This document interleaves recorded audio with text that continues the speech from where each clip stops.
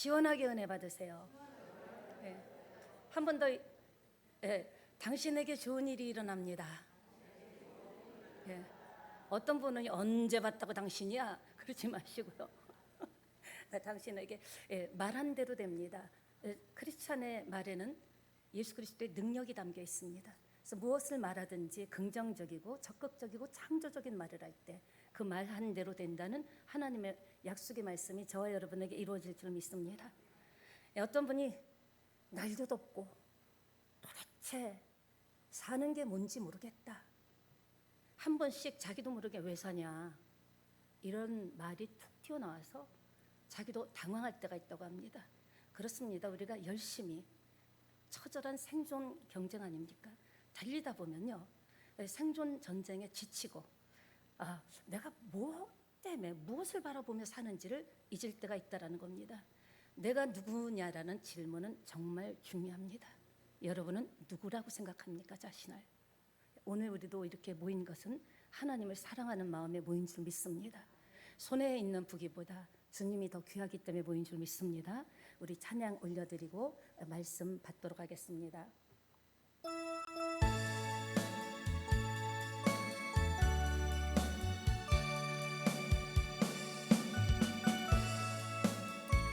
이 가사대로 사랑합시다. 손에 있는 부귀보다 주를 더 사랑하십니까? 이슬 같은 목숨보다 주를 더 사랑한다. 사랑의 빛 잃어가면 주님 만날 수 없어. 헛된 영화 알아보면 사랑할 수도 없어. 잠시 머물 이 세상 헛된 것들 뿐이니 주를 사랑하는 마음 금보다 더 귀하다. 큰 물결 위기가 오고 고난이 와도 주를 찬양하시겠습니까? 큰 환란이 닥쳐와도 주를 더 찬양. 이럴 때 능력이 나옵니다. 깊은 잠에 빠진 영혼 주님 만날 수 없어. 근심 걱정 많은 자 찬양할 수도 없어. 잠시 강건하면 70, 80입니다. 인생에 헛된 것들 뿐이니 주를 찬양하는 마음 금보다 더 귀하다. 언제 다시 주 오실지 아는 이가 있느냐. 신랑으로 오실 주님 맞을 준비 되었는가. 기름 없는 등불 들면 주님 만날 수 없어. 재림나팔 소리 나면 예비할 수도 없어. 잠시 먼 이 세상 헛된 것들 뿐이니 주를 맞을 준비하리. 나도 귀하다. 정말이십니까? 인생이 강건하면 70, 80입니다. 세월은 너무 빠른 것 같아요. 우리가 이 땅에 사는 동안 주님 맞을 준비해야 합니다. 예수 믿는 사람이나 믿지 않는 사람이나 한 번 왔다가 가는 것은 정한 이치라고 했습니다. 근데 중요한 것은 그 후에 뭐가 있다? 심판이 있다라는 거예요. 예. 그렇기 때문에 우리는요, 이 땅에서의 모든 삶을 이 땅에 투자, 올인할 것이 아니라 언젠간 이 땅을 이별할 날이 있죠. 이 땅에서는 좀 힘들게 살았어도 이 땅에서는 나만 손해보는 것 같이 매일 나만 참고 나만 용서해야 되는 것 같이 살았지만 그것이 하나님 앞에 갔을 때 상급이 될 줄 믿습니다. 여러분, 이 세상에 있는 것에 연연해하지 마시고요, 내게 주신 은혜와 분복대로 살면 행복할 수 있습니다. 예. 어떤 분이 아까 그랬죠. 정말 너무나 힘들다, 사는 게 뭔지 모르겠다. 여러분은 자신을 누구라고 생각하십니까? 그런데 내가 누구냐고 아무리 물어도 그냥 내 안에서는 내가 누군지 정말 정답이 나오지 않는다라는 거예요. 어떤 땐 이런 사람인 것 같고 어떤 땐 저런 사람인 것 같고 어떤 땐 나도 깜짝 놀라요. 나에게 이런 모습이 있었어? 그러니까 우리는요, 내가 누구라고 정의할 수가 쉽지 않다라는 거죠. 그런데 정확하게 정의할 수 있는 게 있습니다. 예수 그리스도와 연결될 때, 예수님과 연결될 때는 내가 누구라는 것이 정확하고 확실하게 답이 나올 수 있다라는 겁니다. 사랑하는 여러분, 오늘은 2024년 세례식이 있는 날입니다. 그래서 그런지 남다른 기쁨과 설렘이 있었습니다. 어제도 전도사님하고 또 위에 올라가서 침례탕을 바라보면서 얼마나 마음이 뭉클하고 감사했는지 모릅니다. 사랑하는 여러분, 준비하는 저도 굉장히 마음이 기쁘고 설렜고요. 또 많은 분들이 침례식을 위해서 정말 그 더운 여름에 너무 땀 흘려주신 분들이 있습니다. 우리 그분들을 향하여 박수 한번 쳐드립시다. 수고하셨습니다. 그러니까 세례가 뭔지 의미를 알아야 될 것 아닙니까? 세례의 의미는, 세례는 원어로 밥티조입니다. 이 단어는 물에 잠기다, 물에 완전히 담그다, 다른 말로 원초적으로 할 때는 익사하다, 이런 의미가 있습니다. 무릇 예수 그리스도와 합하여 세례를 받은 우리는 그의 죽으심과 합하여 세례를 받음을 우리가 알았다고 했습니다. 그러니까 세례란 뭐랑 관계 있어요? 죽음과 관계 있는 거예요. 죽음과. 옛사람이 이제 쉽게 얘기하면 우리 순복음과 침례교회는 다른 타종교 목사님들만 나오면요, 그건 정말 다른 건 안 부러운데 꼭 그거는 너무 부럽대요. 예수님도 요단강에서 침례 받으셨죠? 근데 이게 침례교회와 순복음교회는 침례를 합니다. 물속에 이렇게 완전히, 그러니까 안 들어가시려고 막 이러시는 분이 있는데 안 죽습니다. 하나 둘 셋 하면 숨을 참고 들어갈 때는 뭐예요? 이전에 오늘 이 순간까지 옛사람 나는 죽었다라는 거예요. 그리고 다시 일어날 때는 나는 이제 그리스도로 옷 입은 예수의 사람, 소망의 사람, 천국을 갈 수 있는 사람, 이 땅에서도 어떤 형편에 있든지 자족하고 행복할 수 있는 사람이라는 거죠. 그래서 할렐루야 하나님께 찬양하면서 이렇게 나오게 됩니다. 그러니까 새 사람으로 다시 시작하는 거예요. 내가 세례를 받았다. 나는 이전에 과거는요, 좋았던, 아팠던, 신났던 과거는 이제 다 장사된 거예요. 그 나는 오늘로 본 어게인, 새로 태어나는 겁니다. 그러니까 새 사람, 새 인생을 살 수 있다라는 거죠. 그래서 우리가 이렇게 옛사람, 옛차, 내 생각이다, 익사당하는 것. 그러니까 내 본능적인 모습이, 내가 본질적인 모습이, 여러분이 침례 받으신 분은 침례 이렇게 물속으로 들어갈 때 나의 옛사람, 나의 본능, 나의 안 좋은 면들, 모든 것은 죽었다 생각하시면 됩니다. 그래서 세례를 이미 받으신 분도 이렇게 1년에 한 번씩 세례에 대해서 다시 한번 어떤 의미인지 살핀다라는 것은 매우 중요하다고 생각합니다. 세례의 의미가 뭘까요? 첫째, 세례는 맨날 저만 시키지 마시고요. 같이 읽읍시다. 시작. 세례는요, 오늘 세례 받는 순간 여러분은 과거를 걷는 겁니다. 오늘까지 인생의 주인이 나였죠. 내가 선택하고 내가 결정하고 고스란히 그 결정된 결과물에 대해서 내가 책임져야 되죠. 그런데 이제 세례받는 세례 예식이라고 하는데 예식이 굉장히 중요한 거죠. 세례는 그냥 세례식이 아니라 예식입니다. 내 인생의 주인으로 모셔드린다라는 것. 하나님께서는 천지를 창조하시고 인생의 어둡고 힘들고 어렵고 고통 탄식하는 모습을 보시고 내가 가서 도와주마 하고 영이신 하나님이 사람의 옷을 입고 지구에 오신 분이 예수님이시죠.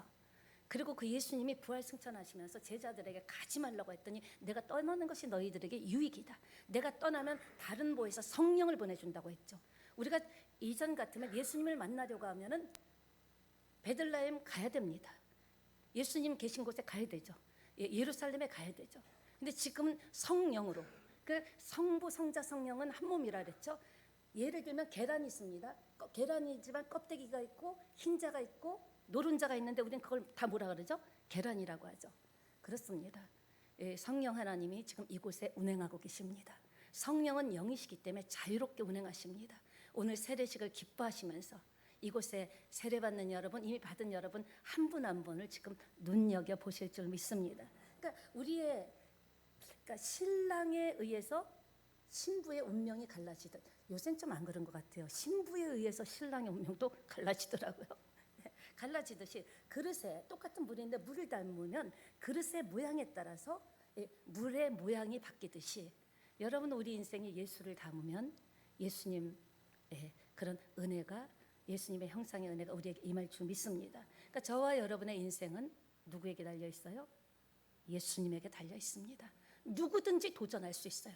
오늘 예수 믿어도 괜찮아요.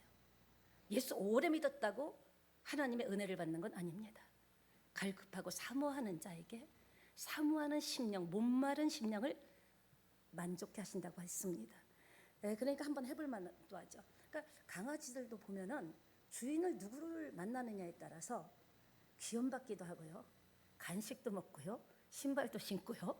아이고, 미용이 사람 머리 깎는 것보다 더 비쌉니다. 그런데 어떤 강아지는요, 유기견으로 내몰려가지고 여기저기 쫓겨다니다가 유기견 센터에 가서 오늘도 누가 나를 입양해 주지 않나. 지금도 가까운 이 기장에 유기견 센터가 있습니다. 가보진 않았지만 수많은 유기견들, 사람은요 기르다가 조금 마음에 안 들면 버려버립니다. 그러나 하나님은 결코 우리를 실어버리지 않는다고 했습니다. 끝까지, 세상 끝날까지 내가 너와 함께 한다고 했습니다. 하나님의 약속입니다. 그래서 우리는 지금 힘들어도 우리는 괜찮아요. 왜? 주님이 나를 떠나지도 않고 버리지도 않는다고 하셨기 때문에. 과거를 묻지는 않죠. 하나님은 누구든지 오라고 했습니다. 그러나 지나온 과거, 내 인생의 과거를 20대, 30대 좀 풍족할 때 내 과거를 바꿀 수 있다면 바꿔보고 싶은 분 계십니까? 바꿔보고 계신 분은 왼쪽 세 번째 발가락을 들어주시기 바랍니다. 성경에도 보면요, 과거를 바꾸지 않으면 안 될 만큼 엉망으로 살았던 사람들의 스토리가 많이 나옵니다. 그들이 하나님 아버지 품에 와서 그들의 인생을 바꾸고 삶의 라이프 스타일을 바꾸고 미래도 바꾸어진 그런 수많은 사건을 볼 수가 있습니다. 사랑하는 여러분, 그 첫걸음이 뭐죠? 따라합시다. 세례다. 세례입니다. 구약의 이스라엘 백성들이 홍해를 건널 때 그 건넌 사건은 매우 중요하죠. 그것은 신약에서의 세례를 의미합니다. 그러니까 신약에서의 세례는 구약의 이스라엘 백성들이 홍해를 건넌 사건. 그래서 물속에 들어가서 죽겠다고 했지만 길이 났죠. 그리고 홍해를 건넌 사건은 과거를 걷는 거예요. 그러니까 애굽에서의 종살이를 걷는 거예요. 애굽에서 그 눈물과 피를 걷는 거예요. 여러분 세례를 받는다는 것은 과거를 걷는 겁니다. 그러니까 과거는 하나님께서 묻지도 않는데 내가 물어요. 내가 자꾸 과거 타령을 해요. 과거는 이미 죽은 과거예요. 되돌릴 수 없습니다. 어떤 분은 과거에 묶여 사는 사람이 있어요. 내가 옛날에 잘 나갔는데 내가 지금 왜 이런 꼴이 됐노? 과거는요, 어떤 힘도 발휘할 수 없습니다. 그러니까 과거에 묶이거나 매이지 마세요.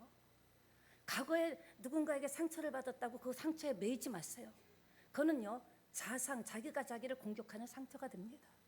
과거는 죽은 겁니다. 여러분의 과거가 잘 나갔던, 신났던, 아니면 피눈물 흘렸던, 정말 다시 생각해도 돌아가고 싶지 않았던 과거는 이미 죽은 거예요. 우리 세례를 받는 순간 과거는 흘러갔다. 네. 예, 홍해 사건 있기 전에 애굽에 종살이 됐을 때 정말 바로는 완악했습니다. 안 그래요? 200만 명이 넘는 노예들을 그냥 돈 무일푼 10원도 안 주고 쓸 수 있었으니, 근데 내 백성을, 모세가 가서 내 백성을 하나님께서 말씀하셨다, 내 백성을 내줘라. 그럴 때 안 내주니까 10가지 재앙을 주면서 마지막에는 손 들고 말았습니다. 가라. 징글징글하다 이제. 이러다 내가 먼저 죽겠다 하면서 애굽에 10가지 재앙이 내리니까 가라고 약속을 받고 떠났는데 웬일입니까? 세상은요, 믿지 마세요. 사람은 믿지 마세요. 예수 믿는 사람끼리도 믿지 마세요. 왜 그렇습니까? 믿었다가 상처를 받는 거예요. 성경은 사람을 의지하지 말라고 했어요. 호흡이 있는 인생을 의지하지 말라고 했어요. 우리가 왜 시험에 듭니까? 호흡이 있는 인생, 아무리 예수를 믿어도 호흡이 있잖아요. 그것도 인생이에요. 근데 그 사람을 믿었다가 믿는 만큼 상처받고 의지하는 만큼 실망하고 나만 아픈 일을 당하지 않습니까? 그렇게 놓아준다고 했는데 또다시 가만히 생각하니까 이게 200만 명이 넘는 인력, 그것도 무일푼, 임금을 안 줘도 되는데 얼마나 괘씸합니까? 그러니까 다시 추격해서 쫓아옵니다. 세상은 그렇습니다. 제가 여러분에게 부탁드립니다. 믿지 마세요. 사랑하세요. 의지하지 마세요. 오히려 우리가 힘을 줍시다. 우리가 볼 땐 돈 많은 사람, 재력 있고 능력 있는 사람은 고민이 없을 것 같습니까? 아닙니다. 그들의 마음은 더 허전합니다. 모세가 홍해를 건너가라. 아니 지금 어떻게 홍해를 건너갑니까? 수영을 배운 적도 없어요. 430년을 종살이 했으니까 완전 종에 그냥 피가 흐를 수밖에 없는 거예요.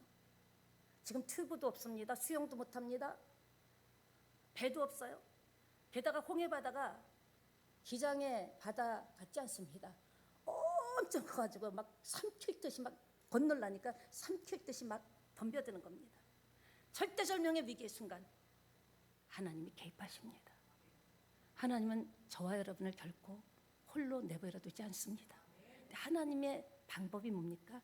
부활하는 거예요. 나를 찾으려는 거예요. 걱정할 시간에, 투덜거릴 시간에 나를 찾으라. 내가 만나준다. 우리 크리스찬은요, 빽이 있습니다. 당당할 수 있습니다. 왜? 언제든지 하나님을 진짜 찾으면 만나주니까. 근데 문제가 뭐냐? 안 찾는 거예요. 그 시간에 사람 찾아다니고 먼저 그 나라와 의를 구하라고 했는데 먼저 방법을 찾고. 지금요, 어떻게든 건너야 되는데 어린 자식들, 아주 갓난 애도 안고 있죠. 늙으신 부모들 어쩌라고 여기까지 끌고 가고 또 홍해를 건너라 하냐. 거기서 또 투덜이들이 여럿 나왔습니다. 이제 선택해야 돼요. 여러분, 인생은 선택입니다.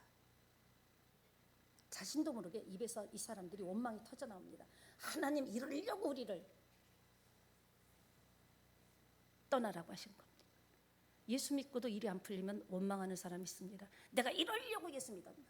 그러니까 은혜를 못 받는 거고, 그런 마음 가지고 있으니까 응답을 못 받는 거예요.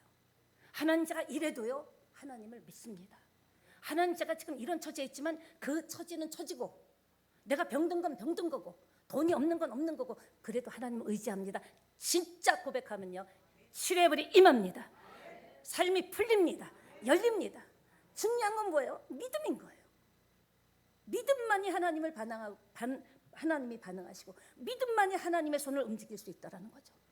우리가 돈은 없어도, 능력은 없어도 믿음은 할 수 있잖아요. 믿는 건 할 수 있잖아요. 우리 교회에서도 저는 기적이 일어나길 원합니다. 지금도 하나님은 살아계십니다. 하나님 꼭 하나 물어봐요. 누구를 고칠 때든지 네가 내가 이 일을 할 줄 믿느냐. 그래서 우리는 기도 제목보다, 매주 말씀드리잖아요, 기도 무엇을 원하는 것보다 내 믿음을 먼저 담금질해야 돼요. 어떤 환경에서도 흔들리지 않는 믿음, 어떤 환경에서도 앞을 바라보고 전진할 수 있는 믿음, 이런 믿음을 가질 때 하나님께서 반응하시고 역사가 일어날 줄 믿습니다. 인생을 살다 보면 나만 꿀꿀한 게 아니더라고요.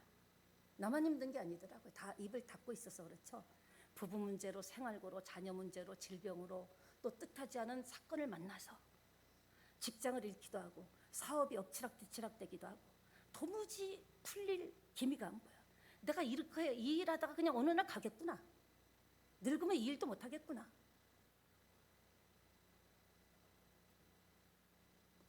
답답하신 분 계시다면요, 하나님의 대안이 지팡이를 바다를 향해 내밀라고 모세에게 말씀하셨습니다. 이건 오늘 이 시대로는 기도하라는 거예요. 그렇게 힘들다면서 왜 안 엎드리냐? 그렇게 힘들다면서 투덜거리는 시간만큼 기도했으면 지금 역사가 일어났을 텐데. 사명 감당하라는 거예요. 우리를 예수 믿게 한 것은요, 돈 잘 벌고 잘 먹고 잘 살게 하려고 예수 믿게 하신 것 아닙니다. 우리 배불리려고 예수님이 십자가에 죽으신 것 아니라고요.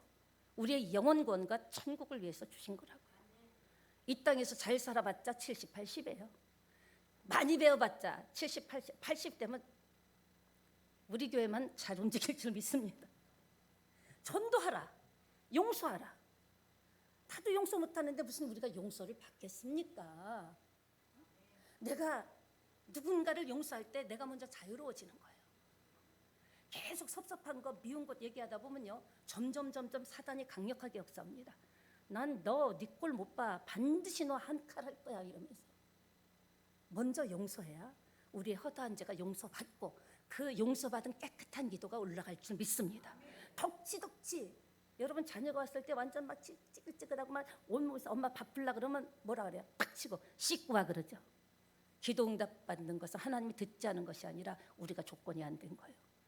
용서하지 않고 피를 흘리고 사람에게 독한 말하고. 근데 그 모습을 어떻게 하나님의 은혜를 받을 수가 있겠습니까? 그러니까 먼저 나를 다듬을 때 자동적으로 오는 것은 은혜의 축복이라고 믿습니다. 그러니까 하나님의 말씀은 일단은요, 믿음으로 접수하세요. 아우, 나는 그건 못해 그러지 말고요. 저는 잘 못할 것 같지만 한번 시작은 해볼게요. 하나님, 나는 안 될 것 같지만 한번 시도는 해볼게요. 이럴 때 하나님께서 시도하려는 마음만으로도 하나님을 받으신다라는 겁니다. 믿게 되시길 바랍니다. 그러니까 내 안에 계신 주님, 내가 해결하려고 뛰어봤자 내 능력 이상은 안 되는 거예요. 달려봤자 안 되는 겁니다. 그렇게 내 힘으로 해결하려다 박살나지 마시고요. 내 안에 계신 주님 의지해보자라는 거예요. 예. 엎드려 도움을 구하면 살 길이 열립니다. 예. 하나님의 도움이 손길이 옵니다. 그러나 이런 믿음이 없으면 예수 믿고도 나가서는 뭐라 그래요? 여기서는 아멘 했지만 자기 경험을 의지해서 자기 뜻을 의지해서 밀고 나가니까 자기도 모르게 내가 지금 예수 믿고 10년 되는 뭔 좋은 꼴 봤냐? 하나님은 차별하네? 아니죠. 하나님은 여전히 정직하십니다. 바꾸라는 거예요. 네 신앙을 되돌리라는 거예요. 말씀을 받으라는 거예요. 말씀대로 살라는 거예요. 주고 싶죠, 부모가. 하나님 우리를 창조하신 분인데 되게 하고 싶은데 하나님 말씀이 법이라 그랬잖아요. 용서하라 그러면 용서한다. 사랑하라 그러면 사랑한다. 먼저예요. 내가 먼저.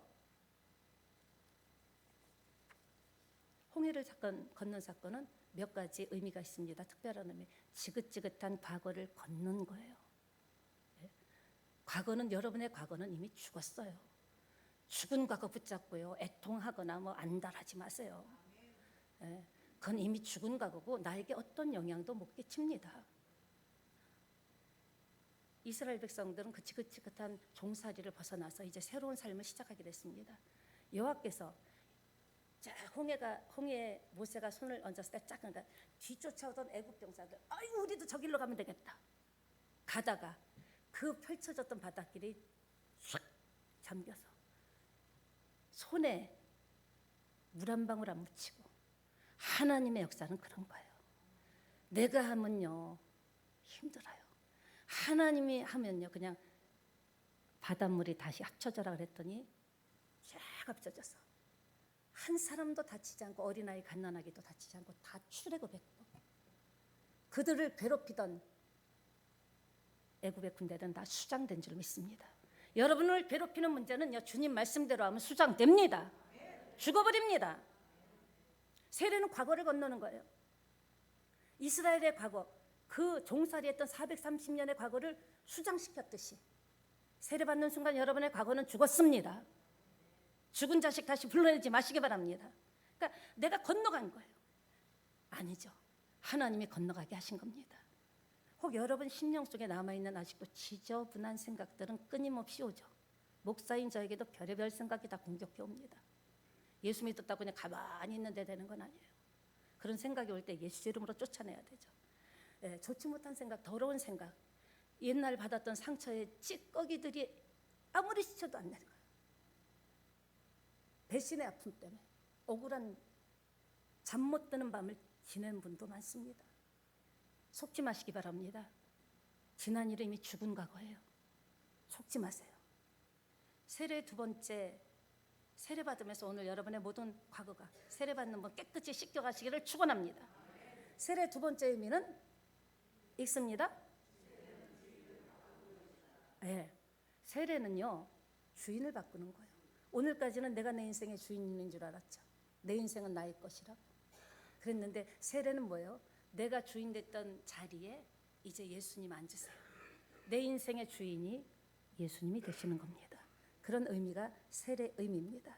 원어적으로 직역하면 예수 그리스도 안에서 세례를 받았다 이렇게 직역할 수 있습니다. 근데 옛사람이 죽었어요. 십자가를 통해서 나를 다시 살려주신 그 예수 그리스도가 내 인생의 주인이십니까? 지금 여러분의 모든 결정의 주인 되십니까? 정말이십니까? 우리 세찬양이 다른 데 같으면 이렇게 점점 작아질 텐데 아멘 하면 오멘 할 텐데 아멘이 커지는 거는 기회가 있습니다. 이것이 세례의 의미입니다. 내 인생의 주인은 누구다? 내 인생은 나의 것이 아니라는 거예요. 주님이 내 인생의 주인이기 때문에 살리든지 죽이든지 흥하든지 망하든지 아프든지 낫든지 다 주님 손에 있습니다. 네. 나는 내 인생을 내가 경영하는 줄 알았는데 그 옛사람은 물에 빠져 죽은 거예요. 세례받은 순간에. 그리고 이제 나를 살려준 예수 그리스도가 내 인생의 주인이라는 것을 우리가 고백하는 거죠. 오늘까지는 내가 내 인생을 몰았어요. 운전했어요. 얼마나 엉망으로 했겠습니까? 근데 이제 베스트 드라이버신 예수님이 내 인생을 쫙 운행운전해 주신다라는 거예요. 네, 그럼 맡겨야죠. 이렇게 차를 타고 가다 보면요. 한 번씩 이렇게 운전면허 따신 지 얼마 안 된 분 차를 타게 되면요. 진짜 이게 몸에 힘이 들어가요. 그리고 어떤 택시 같은 것을 타면요. 굉장히 빠르게 막 가시는 분이 있으면요. 안전벨트를 붙잡고요. 근데 어떤 분은요. 베스트 드라이버가 쫙 가면요. 안심이 돼서 또 이런저런 얘기도 나누죠. 여러분 인생의 주인이 누군가가 중요한 거예요. 내가 나를 알잖아요. 여러분 여러분을 믿습니까? 여러분이 운전하고 싶어요? 저는 아닙니다. 제가 운전하면 저 여기 안 있습니다. 찾지 마세요. 어디로 갈지 모릅니다. 예수님이 운전하니까 제가 다른 길로 가고 싶어도 박 목사 너 정신 차려. 안 돼. 그리고 베스트 드라이버 착 운전하니까 내가 움직여봤자 별 볼 일 없으니까 또 따라가는 겁니다. 요즘에 여러분 공공장소 같은 데 가면요. 막 큰 주차장 있잖아요. 그러면 정말 내 차를 찾을 때 어디다 세우면 나중에 찾기가 쉬울까 그런 생각을 하면서 이렇게 차를 세웁니다. 근데 요즘에는 많은 차가 있어도요. 그럴 때 내 차 이 리모컨이 있는 분은 리모컨을 딱 누르면 헤맬 필요 없이 내 차는요. 깜빡깜빡 불이 깜빡입니다. 무슨 말입니까? 그 차가 내 차니까 찾기가 쉽다라는 거죠. 이 사건은 뭘 얘기합니까? 이제는 내 인생을 내가 찾으려고 헤매는 게 아니에요. 예수님께서 예수님의 말씀이 깜빡입니다. 예수님의 말씀의 빛을 따라가다 보면 헤매지 않아도 그러니까 내가 리모컨을 갖고 있고 그 차가 내 차가 같으면 똑같은 색깔의 차가 있고 똑같은 차종이 있더라도 반응하지 않아요. 내 차만이 딱 누르면 반응하죠. 하나님이 말씀할 때 반응한다면 나는 하나님의 사람인 거예요. 하나님이 말씀할 때 반응하지 않는다라는 것은 내가 여기 있지만 몸만 와 있는 거죠. 그러니까 나가서 그래요. 예수 믿은 지 10년 됐는데 뭔 좋은 걸 봤냐?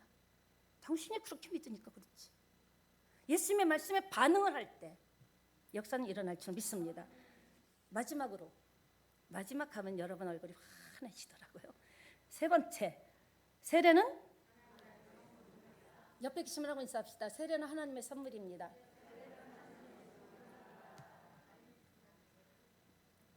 저는 24년 동안 개척한 지 이제 24년 되고 내년이면 25년 되는데 11월이면요. 24년 동안 처음부터 같이 오신 분들도 많습니다. 이곳에. 24년 동안 세례식을 하면서 대부분의 사람들이 세례 받자 그러면 저는 아직도 뭔지 몰라요. 아무것도 모른대요. 그러면 뒤로 막 이래. 아이고 아직 안 돼요. 내년에 받을게요. 나중에 받을게 하시는데요. 몰라서 그래요. 성경에 의인은 없고 한 명도 없다 그랬어요. 성경의 말씀을 받습니까? 깜빡이로 받습니까? 반응합니까? 그러니까 내가 좀 다른 사람보다 조금 낫다고 나보다 좀 지금 아직 완성돼가는 사람 대해서 이러쿵저러쿵 하면 돼요? 안 돼요? 주님 보실 때요. 너 이리 와봐. 너 참 웃긴다. 내가 성경에 그랬지 의인은 없고 하나도 없다고. 예수님의 사랑과 예수님의 보혈의 은혜로 우리가 의인화된 거지. 여러분도 지금 마음속에 오만 생각 다 하죠. 하루에 5만 대만 생각하잖아요. 그러니까 내가 좀 다른 사람보다 낫다고 의인이면 돼요? 안 돼요? 가르치려고 하면 돼요? 안 돼요? 주님께서 괘씸한 거 너나 잘해. 이리 와봐. 너 한번 까발려 볼까? 죽습니다. 나만 잘하면 되는 거예요. 의인은 없어요. 내가 그 사람보다 조금 낫다고요? 교만하잖아. 그게 뭐가 난 거예요? 서로 섬겨야죠. 교회에서 이렇게 한 식구가 됐다면, 같은 교회에서 세례를 받았다면, 서로 부족하면 조용히, 뭔가 힘들고 어려우면 조용히 떠벌리지 말고, 내가 옛날에 잘해줬는데 기도해줬는데 요새 쌩깐다고. 목사 쌩깐다 그래도 되나요? 저는 돼요. 된다고 생각. 여러분이 된다면 되는 거예요.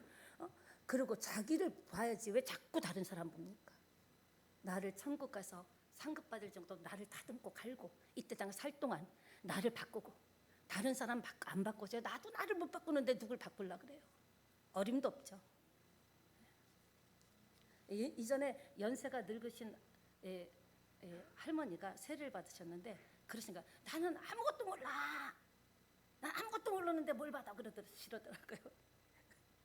그러면서 아이고 내가 그동안에 뭐 하다 왔는지 모르겠다고. 좀 젊을 때 했으면 알겠는데 그냥 아무것도 모르신대요.